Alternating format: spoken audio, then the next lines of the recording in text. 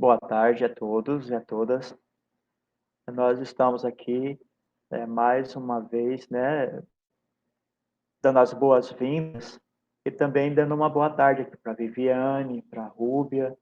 Nós vamos gravar essa aula 4 de novo, porque ontem não saiu assim tão legal, né? Cortou, tivemos muitos problemas com a internet, então a gente vai gravar e aqueles para que fique bom na plataforma, para que vocês possam estar assistindo e revendo e tirando dúvidas, tá?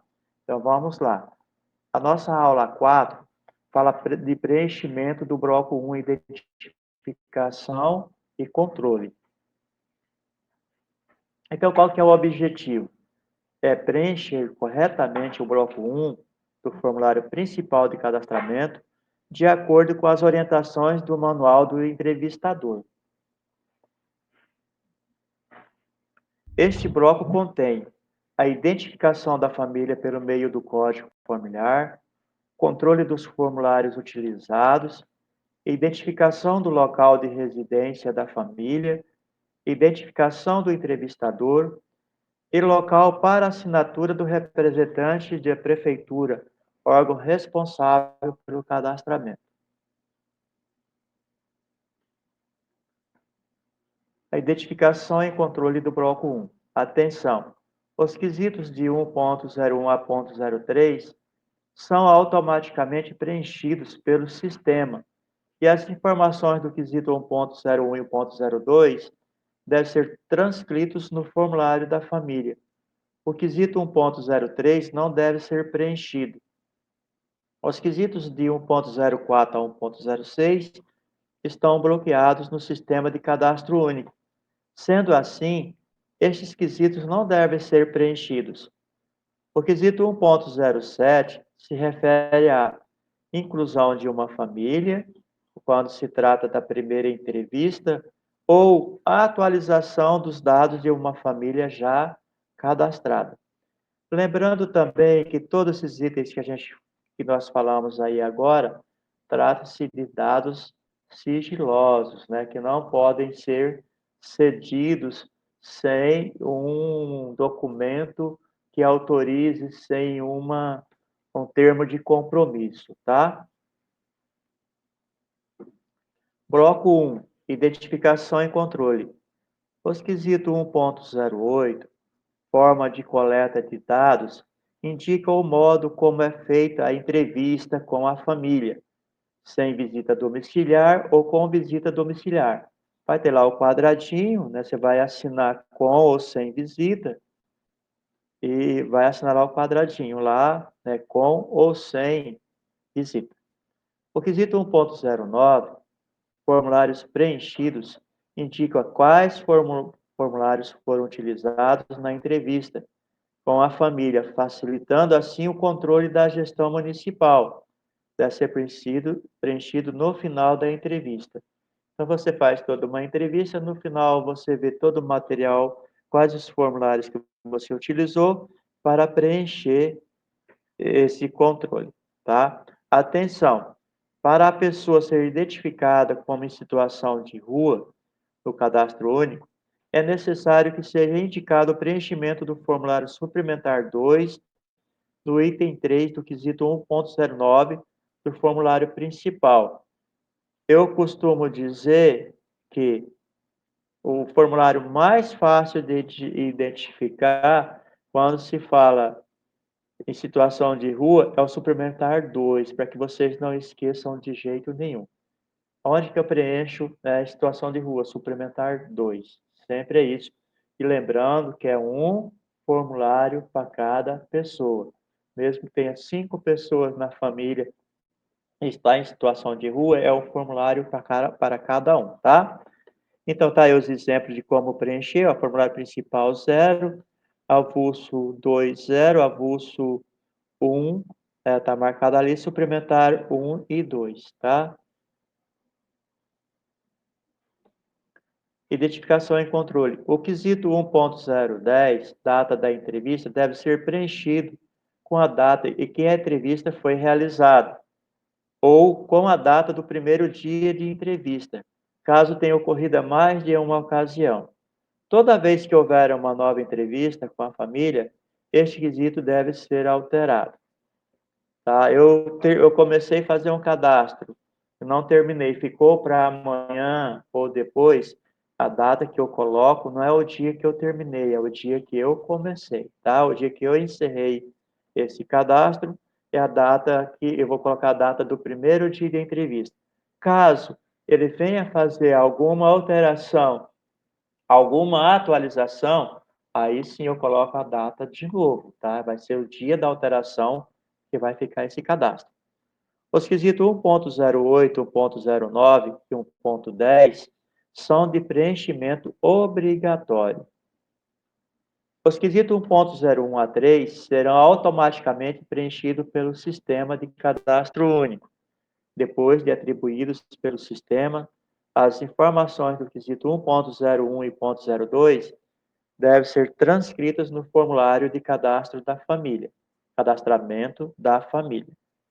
Os quesitos 1.04 a 1.06 estão bloqueados no sistema de cadastro único, sendo assim, estes quesitos não devem ser preenchidos. É simples, né? Tentou preencher, não abriu, deixa quieto, tá? É porque não é mesmo para ser preenchido. Endereço da família. O endereço é composto por localidade, logradouro, tipo, título e nome, número, comprimento do número, comprimento adicional, comprimento de endereçamento postal, CEP, unidade de territorial local e referência para localização. Tudo isso faz parte do endereço. Lembrando que endereço também é dados sigilosos, tá? Não pode uma pessoa chegar no CRAS, eu quero o endereço do fulano e você passar.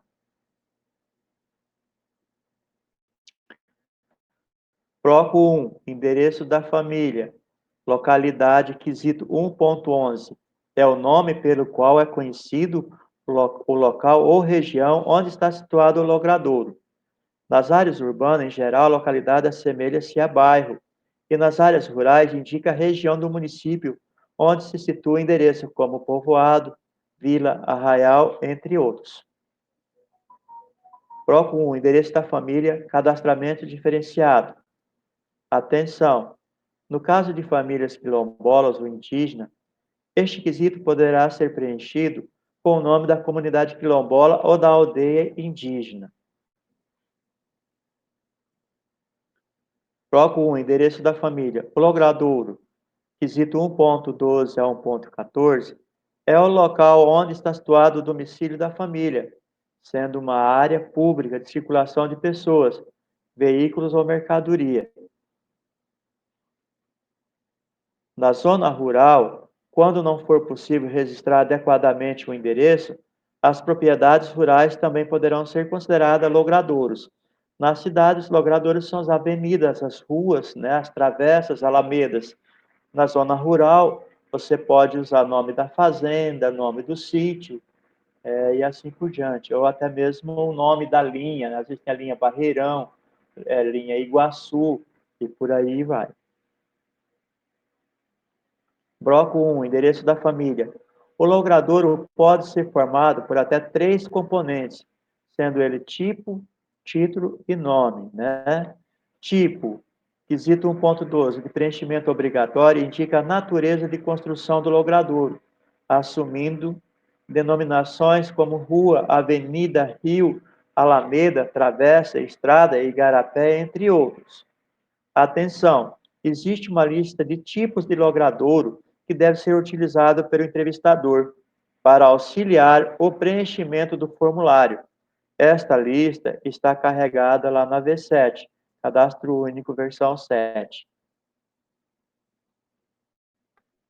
Título, quesito 1.13, indica a patente, a profissão, título de nobreza ou algo que qualifique o nome, por exemplo.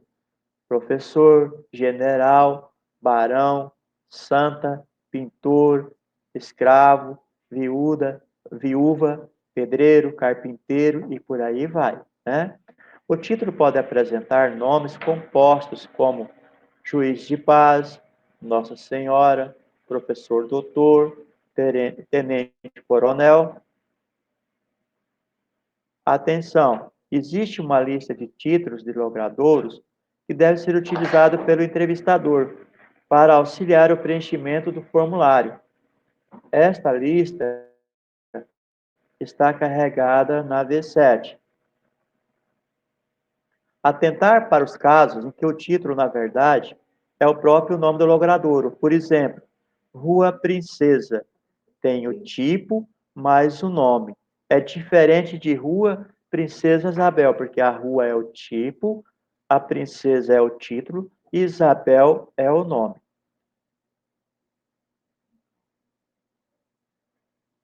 Nome, quesito 1.14. Descreve a denominação essencial do logradouro. Por ser de preenchimento obrigatório, quando o logradouro não tiver nome, preencha sem denominação. E se houver número no nome do logradouro, não será necessário registrá-los por extenso. Existe, por exemplo, Rua 9 de Julho. Lembrando que sem denominação e rua com número 9 de julho, questões que caem na prova. Então, fiquem atentos pela dica. Quesito 1.15, referente ao número. Registre o número do local onde em um ou mais domicílios estão situados um logradouro, conforme declarado pelo entrevistado. Caso não exista numeração ou o entrevistado não souber informar o número, deixe esse quesito em branco. Quesito 1.16 é utilizado para complementar a informação do número. Não são todos os domicílios que possuem um comprimento do número, para se diferenciarem de outros, com o mesmo número. Este quesito será sempre alfabético, ou seja, nele só poderão ser registradas letras. Eu moro na Avenida Guaicuru 635, mas neste local tem uma vilinha de casas, tem várias casas. Então, eu posso me identificar com letras, casa A, casa B, C, e etc. E assim por diante. Bloco 1, endereço da família. Exemplo, endereço, Estrada Parque Munhoz, quilômetro 16, Santa Maria do Tupuraí. 15 é o número 16. O 16 é o comprimento do número quilômetro, né? Comprimento do número quilômetro. Atenção, referências a antigos terrenos de loteamento como Sucam, Funasa, FNS e outros devem ser considerados como comprimento do número. Se o endereço não tiver número, é obrigatório registrar no comprimento do número sem número, tá? Não esqueça disso também. Não tem número, você tem que marcar lá sem número, SN. Neste caso, é importante que se preencha o quesito referência para localização, para facilitar a localização do domicílio. A rua tal, próximo de tal lugar, ou próximo do cemitério, ao lado do campo de futebol. São coisas que vai servir de referência para a localização. Comprimento adicional, quesito 1.17, é utilizado para registrar, caso necessário, dados adicionais ao número ou ao endereço do domicílio, como casa de frente, fundos, lado, térreo ou apartamento. Devem ser registradas, neste quesito, todas as informações que não puderam ser inseridas nos quesitos anteriores de endereçamento. Pode ser usado letras e números. Exemplo, endereço, Estrada Parque Munhoz, quilômetro 16, casa 30, térreo, Santa Maria do Tupiraí. Então, lá o número 16, o comprimento do número quilômetro e o comprimento adicional, casa 30, térreo. No quesito 1.18, Código de Endereçamento Postal, CEP, deverá ser registrado o CEP do endereço da família. Seu preenchimento é obrigatório. Em áreas de alto volume de correspondência, um CEP pode estar associado a um bairro, a um logradouro ou a um de seus trechos e, em casos particulares, a um único prédio. Já em regiões de menor movimentação postal, o CEP pode corresponder à totalidade de um município, o chamado CEP único, né? O que acontece com o nosso estado. A maioria dos municípios de porte pequeno 1 e 2 é CEP único, né? Só os de grande porte, que pode ter mais de um CEP. No caso de Campo Grande, as grandes avenidas é um CEP para cada rua, um CEP para cada avenida, há um CEP até para um condomínio, né? Porque ser uma cidade de porte grande. Atenção, o cadastro único só admite os CEPs constantes da tabela dos Correios. Caso o CEP não seja encontrado, insira o CEP da região mais próxima ao endereço que está sendo cadastrado dentro do mesmo município. Se surgir um bairro novo, não tem CEP ainda, não foram criados, procure do bairro ao lado qual que é o CEP, né, para que a pessoa possa se aproximar o máximo possível da sua localidade. O quesito 1.19 é a unidade territorial local, criado com o objetivo de servir de referência para o registro do domicílio de famílias que residem em localidades diferenciadas, como, por exemplo, assentamentos e favelas. É uma divisão territorial local definida e organizada pelo município. A utilização desse quesito é do gestor municipal. Às vezes você tem uma grande favela lá, um grande assentamento, e não sabe como identificar. Como que vai identificar as casas? Então você cria setores, dividem lá, né? Setor 1, setor 2, setor 3, assentamento tal, setor fulano de tal. Facilita mais a localização desse endereço. Atenção! Para cada unidade territorial local, deve ser atribuído pelo município um código que a identifique, de modo a padronizar o registro das famílias que residem na mesma unidade. Caso opte por utilizar este quesito, o município deverá elaborar uma tabela com os códigos atribuídos a cada unidade de sua respectiva descrição, para auxiliar o cadastramento e a localização desses domicílios. Se o município começar a trabalhar com unidade territorial local, ele terá que atribuir códigos a todos os cadastros da sua base. Pelo nosso conhecimento, eu acho que eu não sei se o nosso estado tem algum município, né, que adotou esse código territorial, tá? Pode ser que tenha algum, mas deve ser bem poucos.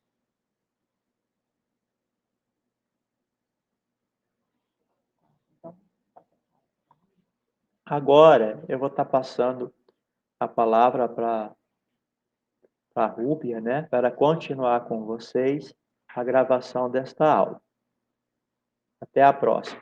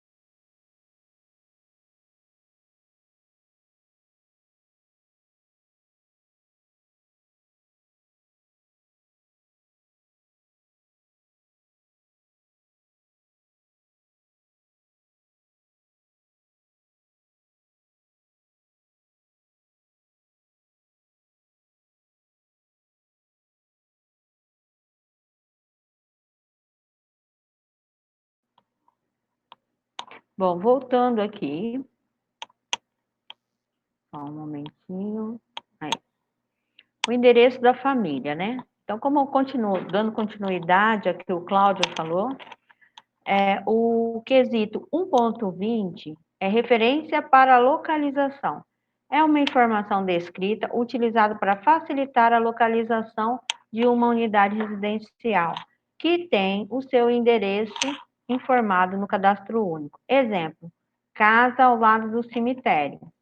Então, às vezes a gente coloca também um exemplo mais comum, casa ao lado da igreja Assembleia, casa ao lado da igreja Batista, casa ao lado do supermercado do Antônio. Então, são locais que, se falar e mudar, todo mundo vai saber onde é. É importante você preencher esse quesito, então, 1.20. Este quesito não é obrigatório, mas ele é importante ser preenchido quando o domicílio não tiver número.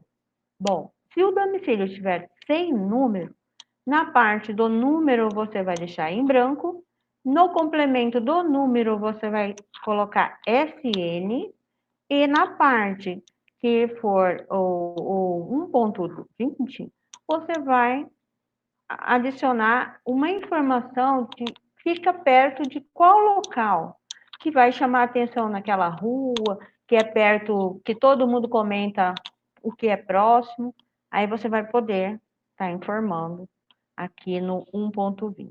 E, aliás, se não tiver essa informação, na hora da visita, ela é extremamente importante. Às vezes você passa por CRAS, uma família acompanhar, uma assistente social, ela precisa dessas orientações para chegar até a casa da família, tá certo? Quando não tem número, é importante, é obrigatória essa informação.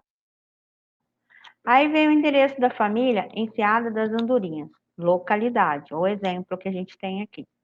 Aí nós temos duas casas com o mesmo número, uma número 45, você vai colocar 40, número 45 e a letra A, para identificar uma da outra. E a outra com o número 45B.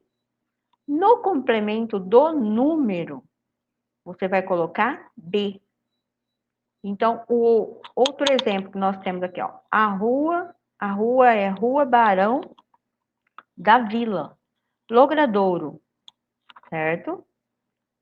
Rua é o tipo, Barão é o título e da Vila é o nome. Então, por que está separando aqui? Olha a dica. Porque na prova vai ter algumas questões que vão perguntar: o título é qual? Vai te dar um exemplo e depois vai jogar qual é o título. Tipo, qual é o título e qual é o nome? E muitas vezes a rua, ela não tem o título. Então, preste muita atenção nesses exemplos, porque eles vão estar clareando para vocês. No próximo slide, então, nós estamos vendo o cadastramento diferenciado. No caso de pessoas em situação de rua, o endereço da família deve obrigatoriamente ser preenchido com um endereço de referência, que pode ser do albergue que ele está, né? Do abrigo, da instituição de abrigamento. No caso, a gente tem o Centro Pop, né? A gente pode estar colocando o endereço do Centro Pop. Na nossa cidade, nós temos o Centro Pop, quem tem, né? Porque tem alguns municípios que não têm, mas tem alguns municípios que têm. Então, eles podem estar colocando o endereço do Centro Pop. Aqui em Campo Grande nós temos. Então, a gente coloca, no caso aqui, se fosse preencher o cadastramento de uma diferenciado de uma pessoa em situação de rua, ela não tem endereço fixo, correto? Então, nós vamos colocar do albergue, do abrigo, e no caso de Campo Grande, do Centro Pop, ou do CREAS, ou de outro serviço especializado de atenção à pessoa em situação de rua. Então, por exemplo, talvez lá, um exemplo, né? Em Ponta Porã tem um atendimento direcionado e diferente para a família, que não é o Centro Pop, mas tem um outro nome. Então, a gente vai colocar o endereço do lugar que abrigou esse morador de rua em algum tempo. Outra instituição de acolhimento e utilizar o quesito 1.20. Então, esse quesito é extremamente importante a gente anotar no caso que não tem número e não tem endereço, no caso do morador de rua, para fazer essa referência. Próximo slide. No caso das famílias ciganas, ainda em cadastramento diferenciado, família cigana, cadastre o endereço de onde a família reside no momento da entrevista. Então, um exemplo, ela está lá no bairro Lajeado. Eu vou colocar o bairro que ela está, conforme ela se cadastrou naquele dia, que bairro que ela está naquele dia.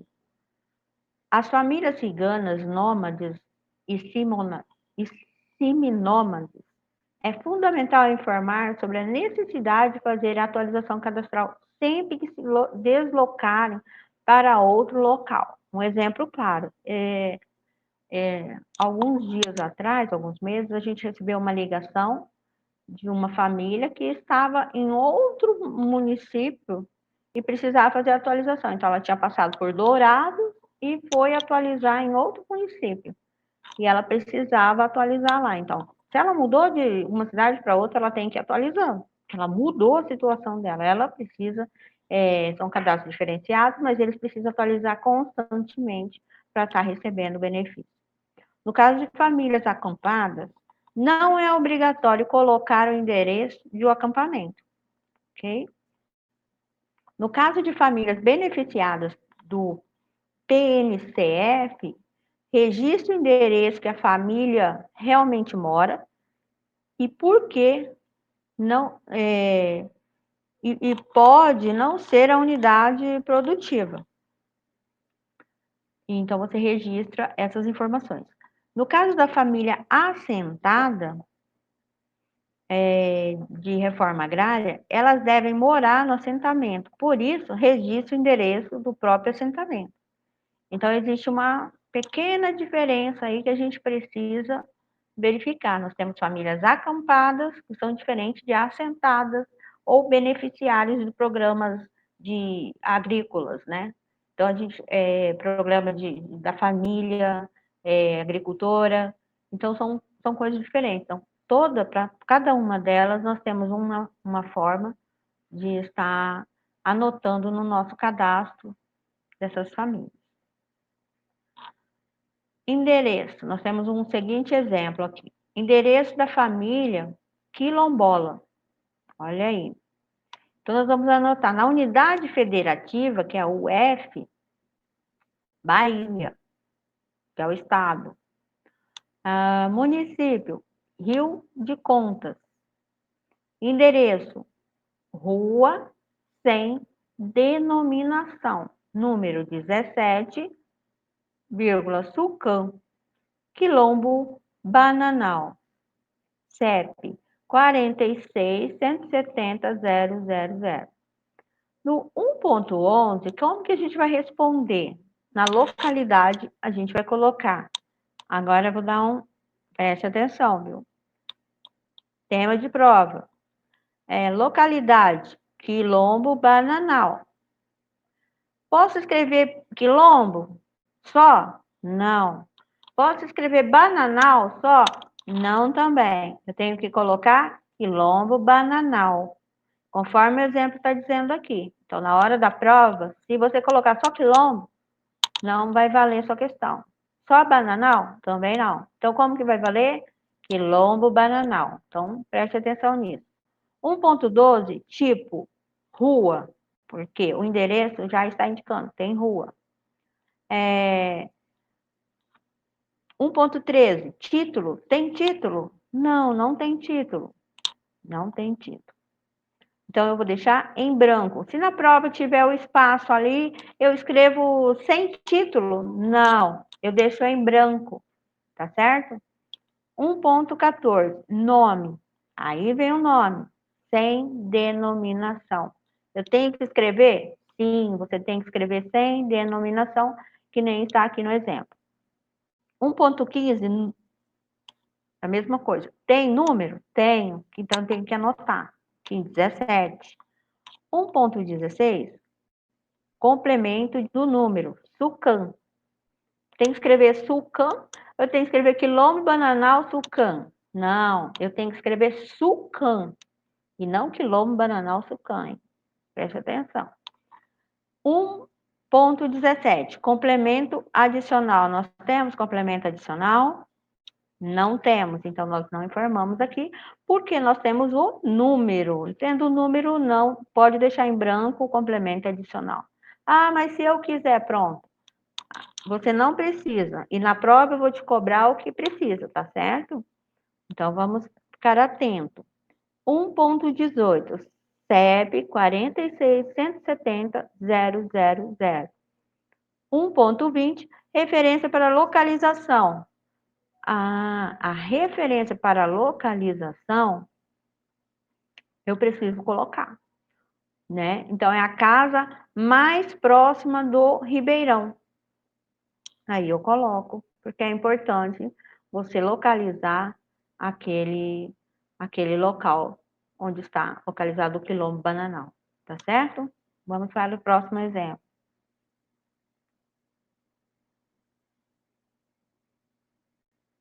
Pulei um aqui, tá. Ainda continuando com mais um exemplo da família quilombola. Então, unidade federativa, Goiás, estado de Goiás.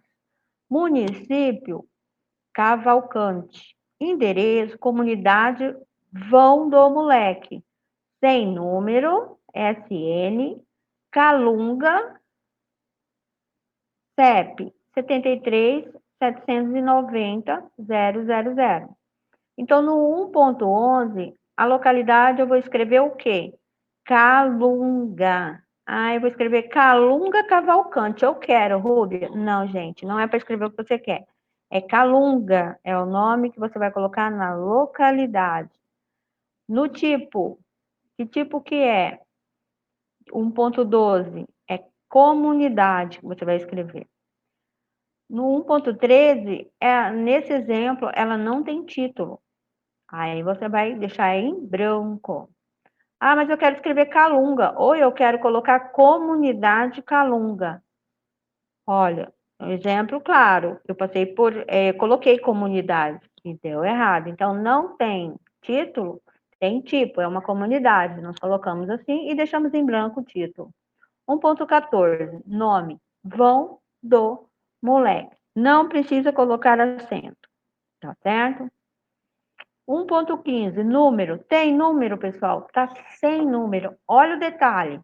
Sem número, você não coloca o número ali e você deixa em branco, porque no 1.16, que é o complemento do número, é que você vai escrever SN, tá certo? 1.17, complemento adicional.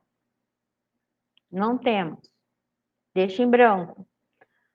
1.18, CEP 73.790.000.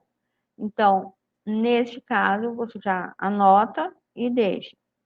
1.20, referência para localidade. Vamos pôr. Por quê? Porque não tem número também, mas precisa, porque durante as visitas vão ser necessárias. Casa de barro ao lado do campo de futebol.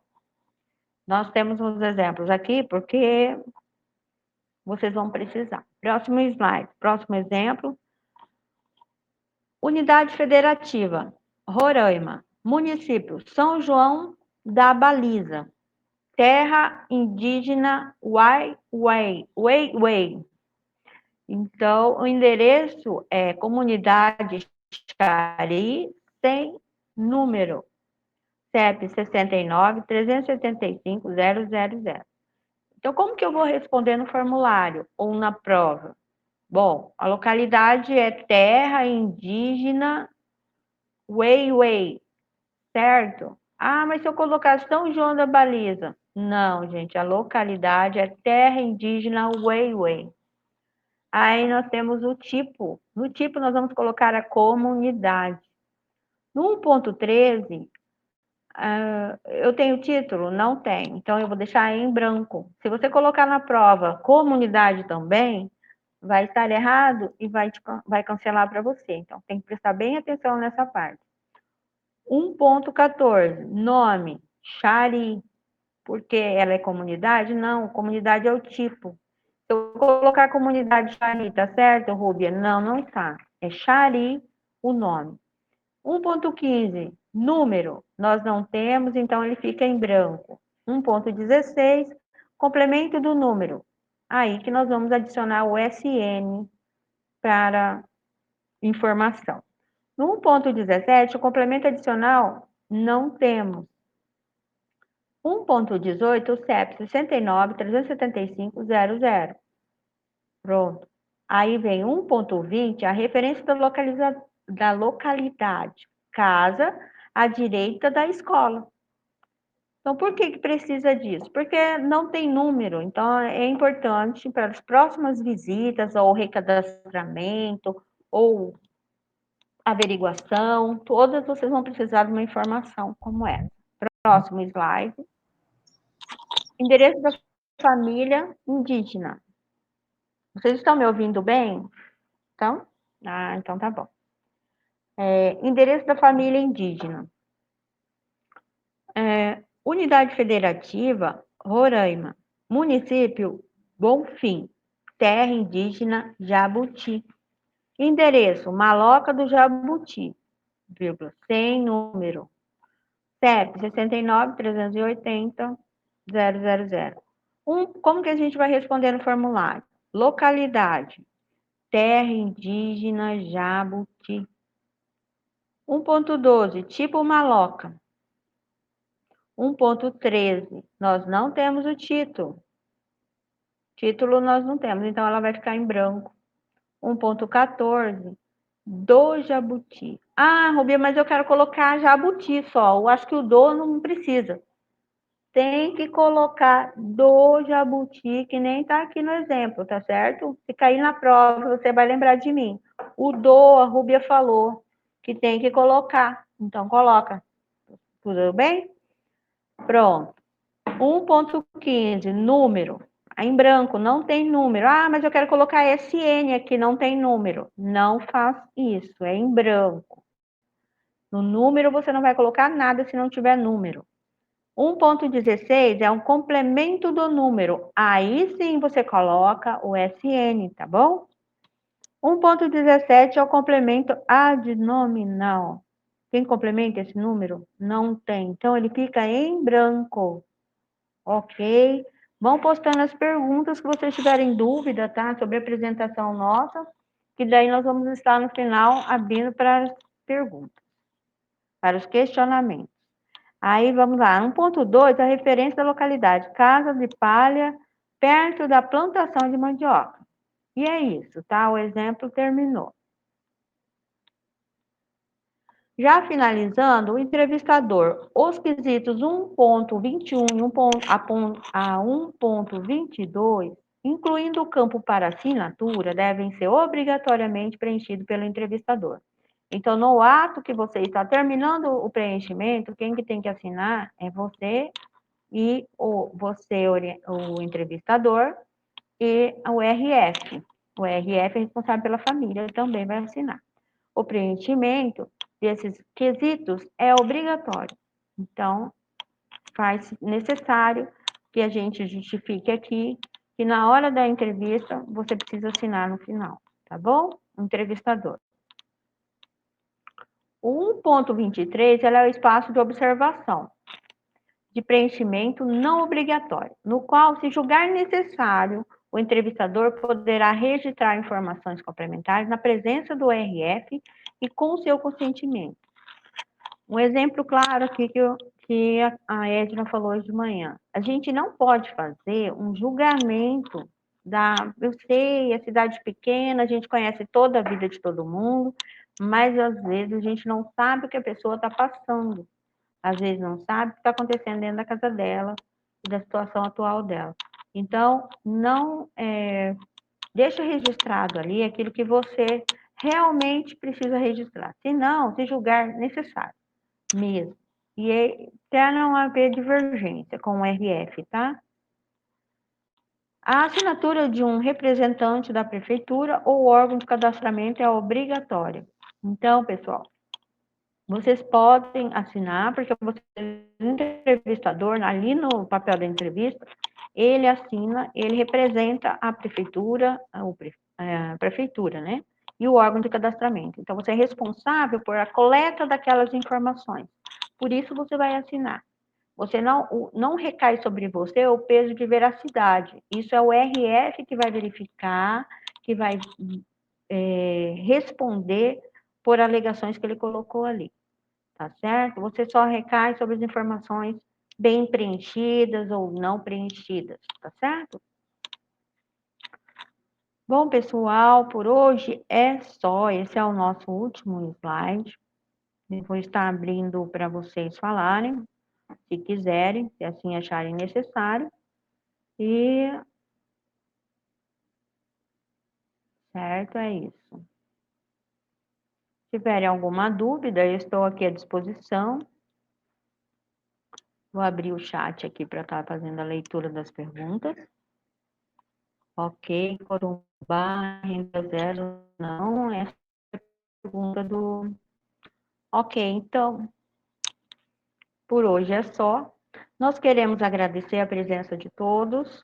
Assim, lembrando que na aula de hoje, nós estamos falando sobre a questão do, do, do espaço AVA, que você precisa acessar as atividades, né? E para isso, eu vou estar dando uma breve orientação aqui para vocês.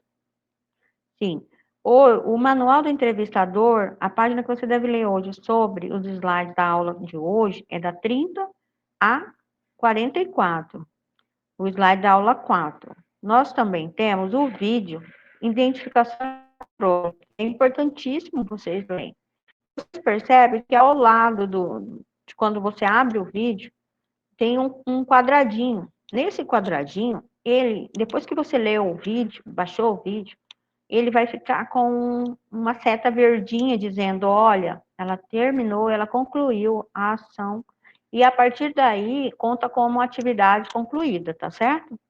Nós temos o exercício aula 3, foi marcado como concluída. Nós temos que ter isso marcado. E registrar as informações dos formulários.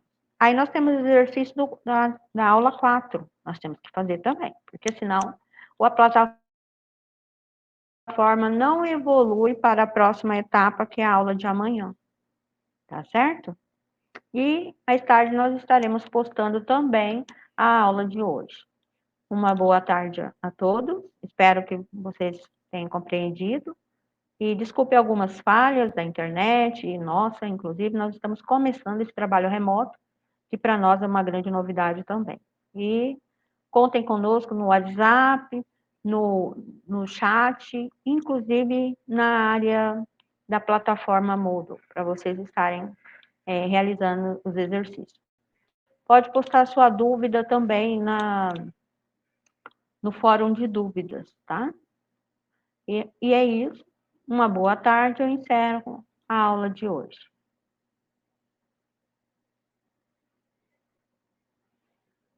Podemos sair,